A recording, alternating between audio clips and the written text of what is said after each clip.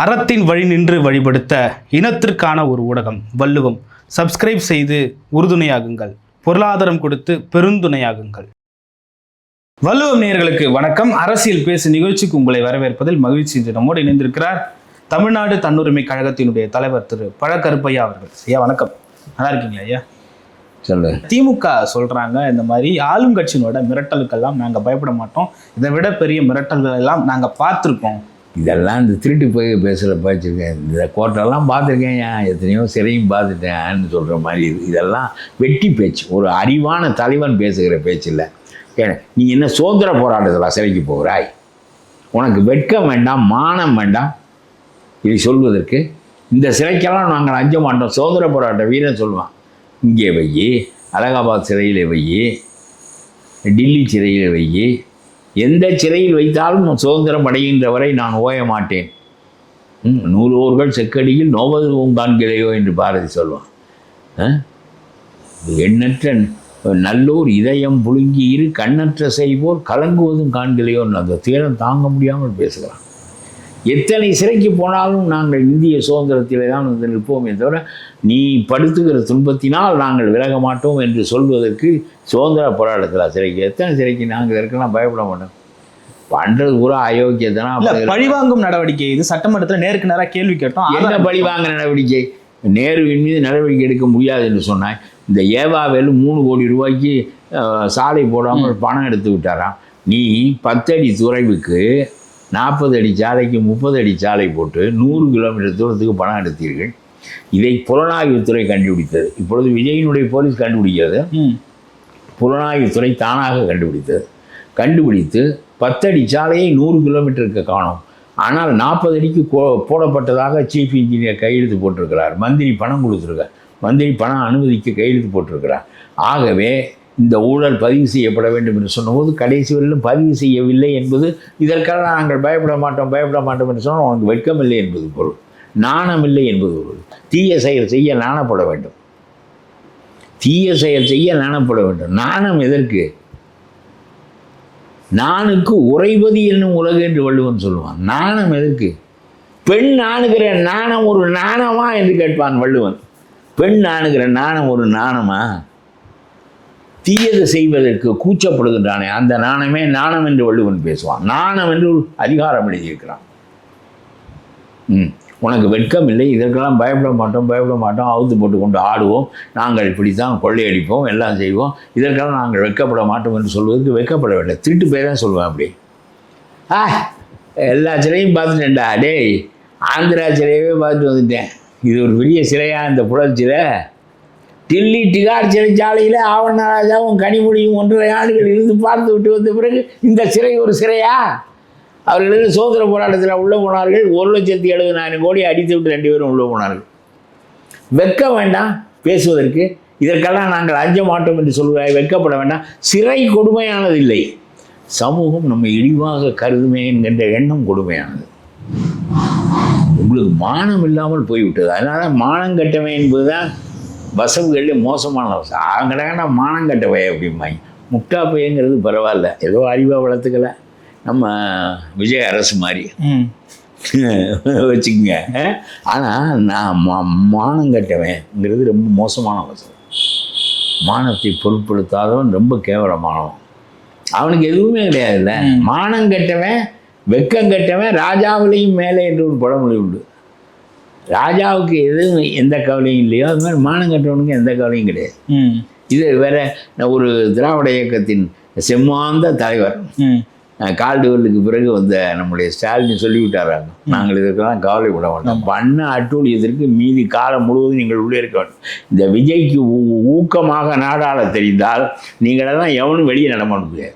நான் சொல்லுகிறேன், எனக்குள்ள கவலையெல்லாம் உங்களுடைய ஆட்சி நீடிக்க வேண்டும் என்பது தானே தவிர போய்விடக்கூடாது என்பதுதான். உனக்கு யோசனை இல்லையே.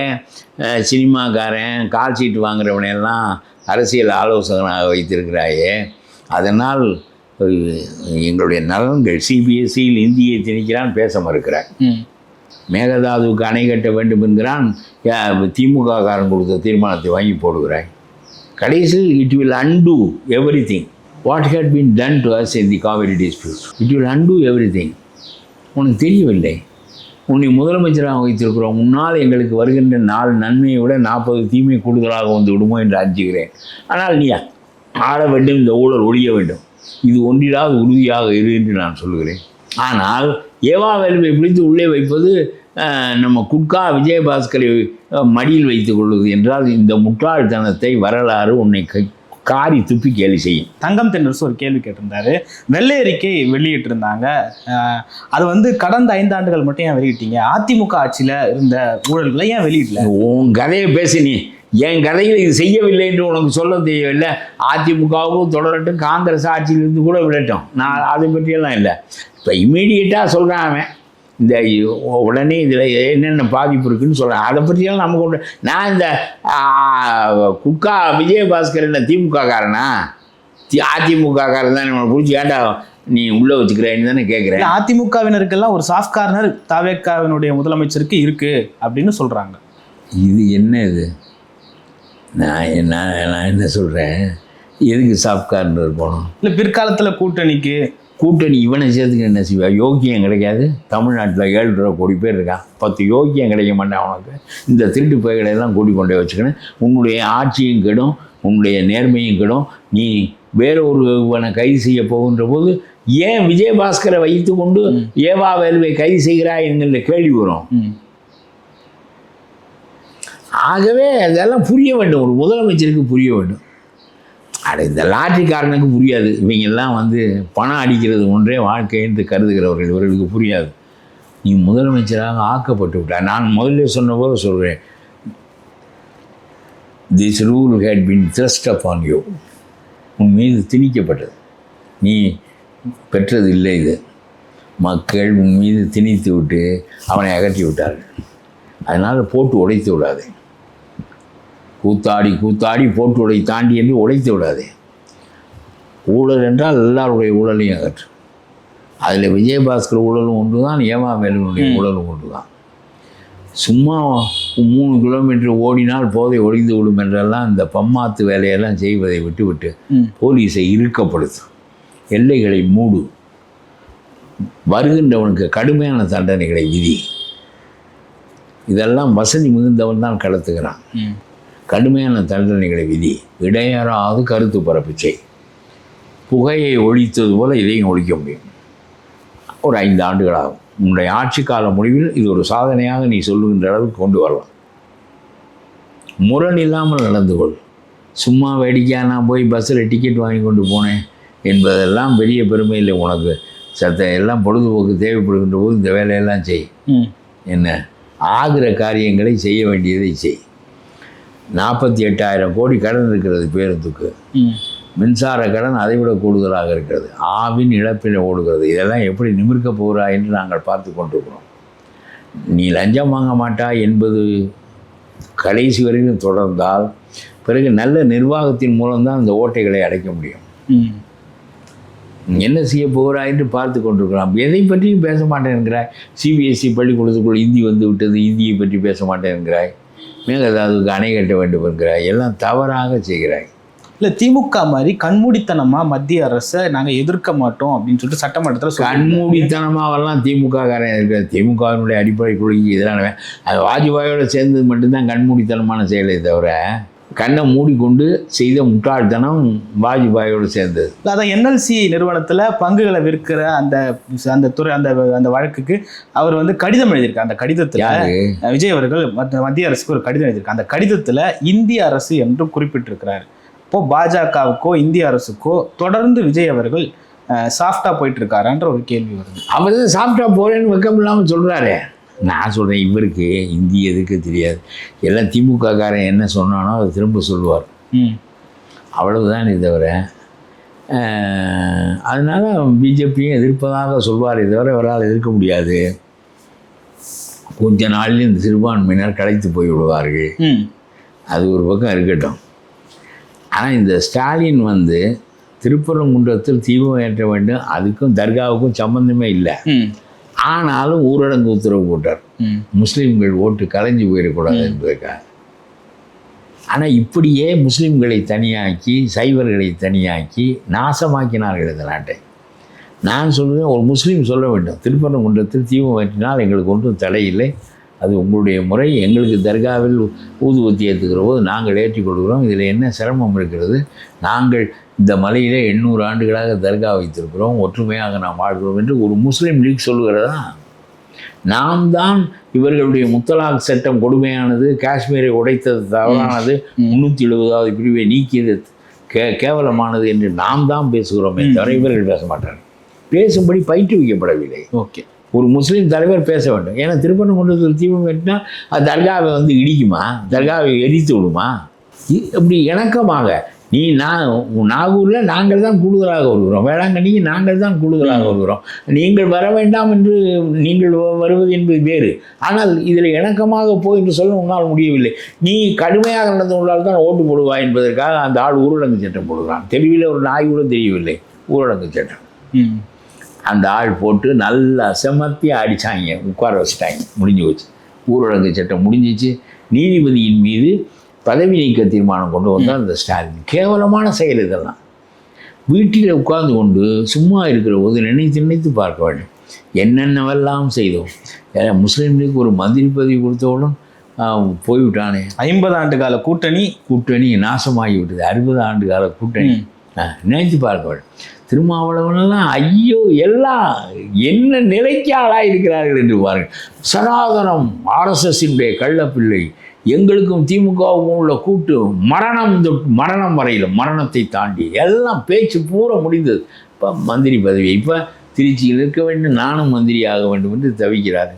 இருக்க விட மாட்டேங்கிறார். ஒரு நாளைக்கு 10 பேருக்கு சிபாஸ், எல்லாம் பெரிய பெரிய அதிகாரிகளால் நான் சொன்னால் ஆலையை போடுங்கள், பிறகு எனக்கு காரியம் ஆக வேண்டியிருக்கு, நான் பண்ணி கொடுக்குறேன். இப்படி இந்த அரசை எவ்வளவு நாளில் ஓய்க்க போகிறார்கள் என்று எனக்கு தெரியவில்லை. ஓகே ஐயா, அண்மையில் மதிமுக பொதுச் செயலாளர் அவர்கள் உயர்மட்ட குழு போட்டிருக்காரு. அந்த உயர்மட்ட குழுவில் திமுக அப்படி ஒருவர் இருக்கிறார் என்று நீ சொல்லி பிறகுதான் எனக்கு ஞாபகத்துக்கு வருகிறது. இந்த விஜயகாந்த் கட்சி, இந்த வைகோ கட்சி, இதெல்லாம் நீ ஞாபகப்படுத்தினால்தான் ஞாபகத்துக்கு வருகிறது. உயர்மட்ட குழுவில் வந்து திமுக கூட்டணியிலிருந்து வெளியேறணும்னு சொல்லிட்டு அழுத்தம் கொடுத்துருக்காங்க. 27ஆம் தேதி முடிவெடுக்கப்படும் சொல்லியிருக்காரு. ஒரு எம்எல்ஏ வேற நான் திமுகவோட தான் அவன் சின்னம் தரமாட்டேன்னு சொன்னானே, அப்பவே வெளியேற வேண்டியதானே. உனக்கு திமுக ஒழிக்கிறதுக்காக வெளியே வந்த புது கட்சி தொடங்கின பிரபுவே. அவர் கருணாநிதி சொன்னார், இவருக்கு ஒரு நியாயம் சொன்னார் பாருங்க, என் மகனுக்கு அனுசரணையாக நீ இருக்கணும்னு சத்தியம் வாங்கிக்கினாராம். அதனால வைகோ வந்து ஸ்டாலினுக்கு அனுசரணையாக இருக்கேன்னாரு. இப்போ அந்த சத்தியத்தை என்ன பண்ணார்? காவிரி ஆற்றில் கரைத்து விட்டாரா அந்த சத்தியம்னுக்கு பிறப்பு முழுவதுக்கும் உள்ளது தானே. சத்தியம் பண்ணி கொடுத்துட்டா கருணாநிதிட்ட, ஸ்டாலின் அரசை காப்பாற்றுவேன் என்று, உறுதுணையாக இருப்பேன் என்று. உறுதுணையாக இல்லையே, கவுத்து விட்டாயே. அப்புறம் சத்தியம் என்ன ஆனது? வாயால் கொடுத்த வாக்குக்கே தசரதன் மண்ணை உயிரை விட்டுட்டான். நீ சத்தியம் செய்திருக்கிற. சும்மா இந்த அரசியல் பேசுவதற்கே அருவருப்பாக இருக்கிறது. திமுக இதெல்லாம் பார்த்து தனித்து நிற்கலாம் என்ற ஒரு முடிவு எடுத்திருக்காங்க. அந்த முடிவுக்கு முன்னாள் முதல்வர் ஸ்டாலின் அதாவது சொல்லியிருக்காரு, கட்டின உண்டாட்டி ஓடி போயிட்டு ஒருத்தன் தனித்து போயிடுறான். அப்புறம் நான் தனித்து வாழ்வதாக முடிவெடுத்து விட்டேன்னு சொல்கிறதுல என்ன பொருள் இருக்கு?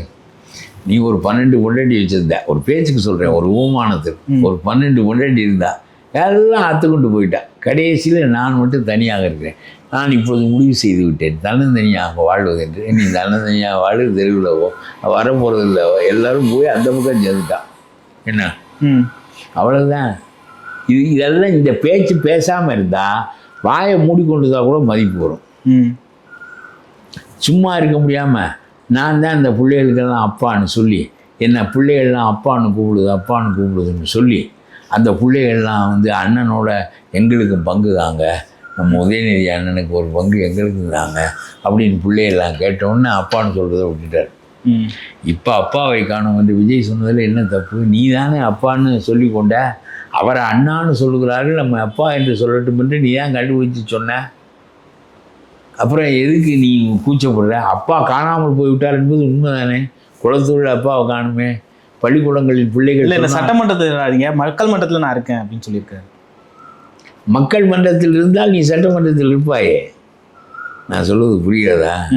மக்கள் மன்றத்தில் இருந்தால் சட்டமன்றத்தில் நீ தான் இருப்பாய். மக்கள் மன்றத்தில் இல்லாததினால்தான் சட்டமன்றத்தில் இல்லை. சும்மா நினைச்சோன்னு தோணுவதெல்லாம் பேசக்கூடாது. Whether it is logic or not அப்படின்னு யோசிக்கும். அதெல்லாம் வெட்டி பேச்சு. அவர் அப்பாவாயிட்டாராம். ஒருத்தர் அண்ணாவா இயற்கையாக அவர் பேரும் அண்ணா, அவர் அறிஞராகவும் இருந்தார். ஒரு தமிழ்நாட்டினுடைய வரலாற்றை உருவாக்கியவர்கள் பெரியார் அண்ணாவும் தான். அவர்களுடைய கொள்கைகளெல்லாம் முரணாக இருக்கின்றன, கடுமையாக. அதெல்லாம் வேறு. அடிப்படை கொள்கை தமிழன் என்கின்ற கொள்கை, திராவிடன் என்கின்ற கொள்கை, மொழி வழியாக வந்த கொள்கை, சிந்து சமவெளி நாகரிகம் எல்லாவற்றையும் நம்மிடம் ஊண்டியவர்கள் அவர்கள் தான். அது என்றைக்கு அழிகிறதோ அன்றைக்கு தமிழினம் அழியும். ஆகவே ஸ்டாலின்கள் தான் அழிய வேண்டுமே தவிர, உதயநிதிகள் தான் அழிய வேண்டுமே தவிர, அண்ணா உருவாக்கிய அந்த கால்டுவெல் கண்டறிந்த சிந்து சமவெளி நாகரிகம் தொட்டு நம்முடைய மூதாதையர்கள் உருவாக்கிய தென்புலத்தார் என்று திருவள்ளுவரால் சொல்லப்பட்ட, உனக்கு ஒன்று தெரியாது, நம்முடைய தமிழர்கள் குமரிக்கு தெற்கே கடல் இருக்கிறது, அதற்கு முன்னால் நிலம் இருந்தது, இமயமலை போல பெரிய மலை இருந்தது, எல்லாவற்றையும் கடல் விழுங்கி விட்டது. பகுருளி ஆறு என்ற ஒரு தனி ஆறு இருந்தது. இந்த காவிரிக்கு இந்த பய நம்மளை போட்டு இந்த பாடு கொடுத்துறாங்களே, நம்முடைய நாகரிகம் காவிரி நாகரிகம் தான். பகுருளி ஆறு என்று ஒரு ஆறு இருந்தது. பகுருளி ஆற்றுடன் பன்மலை அடுக்கத்து, பல மலைகள் அடுக்காக உள்ள தொடர்களும் கடலில் மூழ்கின. பகுருளி ஆற்றுடன் பன்மலை அடுக்கத்து குமரி கோடும் கொடுங்கடல் உள்ள குமரி மலை. கோடு என்பது திருச்செங்கோடுனா திருச்செங்கோடு மலை, அது மாதிரி குமரி கோடு என்பது குமரி மலை. பகுருளி ஆற்றுடன் பன்மலை அடுக்கத்து குமரி கோடும் கொடுங்கடல் கொண்ட கடலை கொடுங்கடல் என்று வைகிறான் பாருங்கள் இளங்கோடி. அதை கடல் கொண்டது என்று சொல்லவில்லை, இந்த கொடிய கடல் கொண்டது என்று சொல்லுகிறான். இவள் நாசமாக்கினாள் என்று சொல்லவில்லை, நாசகாரி நாசமாக்கினாள் என்று சொல்லுகிறான். எப்படி என்ன பற்று, என்ன இனப்பற்று, மொழிப்பற்று இளங்கோடிகளுக்கு, ஒரு துறவிக்கு. நம்முடைய வரலாறு சொல்லுகிறது சிலப்பதிகாரம். அதையெல்லாம் பேணுவதற்கு அண்ணா இருந்தார், பெரியார் இருந்தார், எல்லாரும் இருந்தார்கள். படிப்படியாக கொள்ளையடிப்பது ஒன்றே கொள்கையாக ஆன பிறகு நான் சொல்கிறேன், திமுக தான் ஒழிய வேண்டும் நீதி கட்சி போல. நம்முடைய தமிழ் இயக்கங்கள், திராவிட இயக்கங்கள், மொழி வழியின அடிப்படை, இந்தி எதிர்ப்பு இவையெல்லாம் ஒழிந்து விடக்கூடாது. அடுத்தடுத்த மனிதர்கள் இதை தாங்கி கொண்டு செல்ல வேண்டும். ஓகே, பல்வேறு கருத்துக்களை பகிர்ந்து பண்ணிக்க மற்றும் ஒரு கால் சந்திப்போம். நன்றிங்க.